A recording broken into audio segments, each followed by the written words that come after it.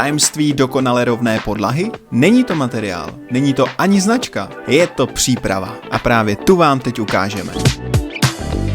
Po vybourání jsme vzali do ruky laser a začali pečlivě měřit. Starý rodinný dům po dědovi poblíž Českého Krumlova se majitel rozhodl kompletně zrekonstruovat a my z Vinyl House jsme dostali důvěru postarat se o podlahy. Pak ale přišlo první patro a s ním nečekaný zvrat. Staré parkety, zbytky různých krytin a pod nimi nerovnosti, místy dokonce až 3 cm. Ty největší nerovnosti jsme zbrousili, jenže část betonu se kvůli technickým omezením nedala vůbec frézovat. Jediné řešení bylo důkladné dolévání samonivulační stěrky někde až v 5 mm, abychom dosáhli perfektní roviny. A aby komplikací nebylo málo, čekalo nás ještě nové schodiště se špatně nastavenými výškami schodů. Perfektně připravený základ pro krásnou podlahu, která vydrží desítky let.